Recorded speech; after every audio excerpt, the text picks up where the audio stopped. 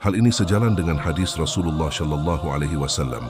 Manusia pada hari kiamat akan dihimpun di padang mahsyar dalam keadaan tidak beralas kaki, telanjang.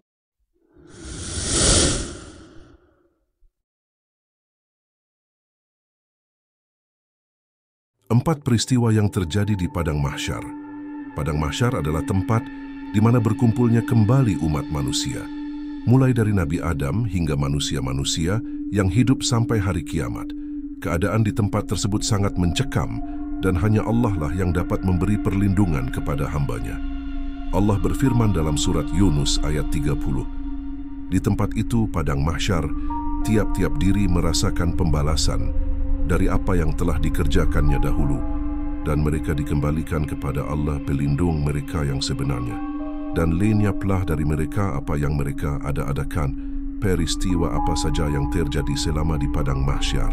Yang pertama, matahari didekatkan sesuai dengan hadis Nabi Shallallahu Alaihi Wasallam. Di mana jarak matahari?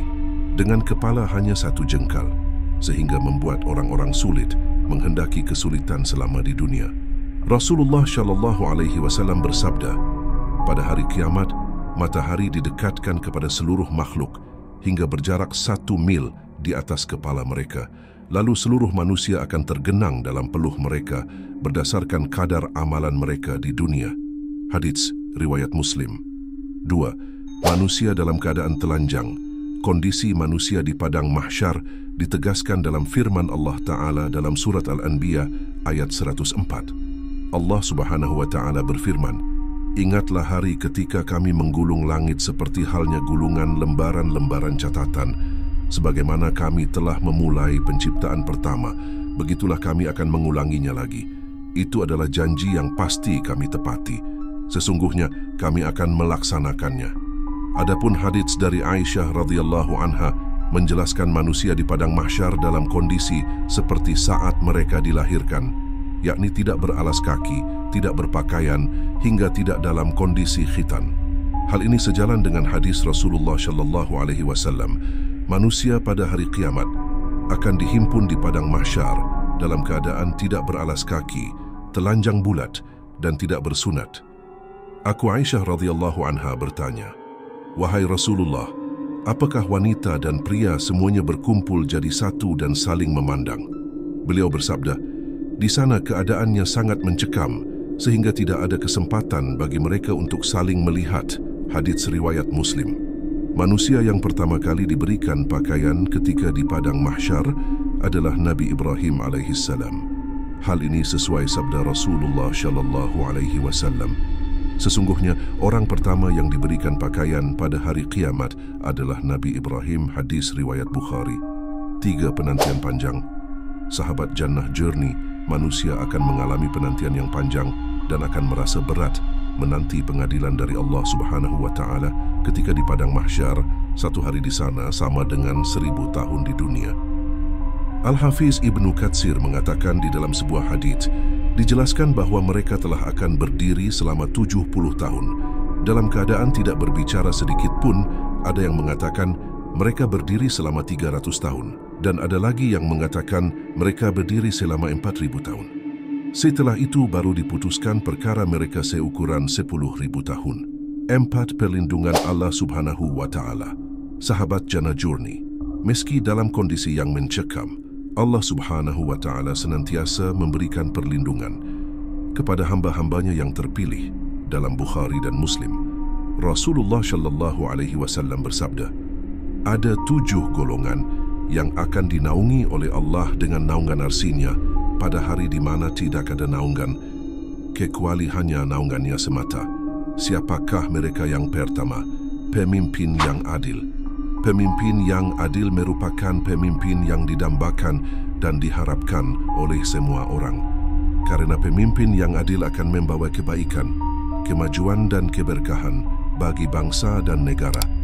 Pemimpin yang adil juga merupakan pemimpin yang dicintai dan disukai oleh Allah Subhanahu wa Ta'ala, karena pemimpin yang adil telah menjalankan perintah dan ajaran Allah dalam berkeadilan. 2. Pemuda yang tumbuh besar beribadah kepada Allah. Maksudnya apa? pemuda yang menghabiskan masa mudanya dalam ketaatan dan ibadah kepada Allah Subhanahu wa Ta'ala. Pemuda yang seperti ini juga pemuda yang akan mendapatkan kebaikan, kemajuan, dan keberkahan dari Allah, baik di dunia maupun di akhirat.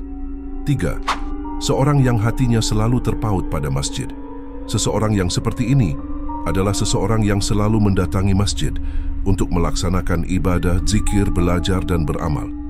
Yang seperti ini adalah seseorang yang tidak pernah melewatkan salat berjamaah di masjid, bahkan rela berkorban harta, tenaga, dan waktu untuk memakmurkan masjid. Seseorang yang seperti ini juga seseorang yang merasakan kedamaian, ketenangan, dan kebahagiaan di dalam masjid, dan merindukan masjid ketika berada di luar masjid. 4. Dua orang yang saling mencintai karena Allah, di mana keduanya berkumpul dan berpisah karena Allah. Dua orang yang seperti ini adalah dua orang yang tidak mencari keuntungan, kepuasan, atau kepentingan duniawi dari hubungan mereka, tetapi hanya mengharapkan ridho, rahmat, dan pahala dari Allah Subhanahu wa Ta'ala. Dua orang seperti ini juga, dua orang yang selalu menjaga hubungan mereka dengan saling menasehati, membantu, dan mendukung dalam kebaikan dan ketaatan kepada Allah. 5. Seorang laki-laki yang diajak berzina oleh seorang perempuan yang cantik rupawan.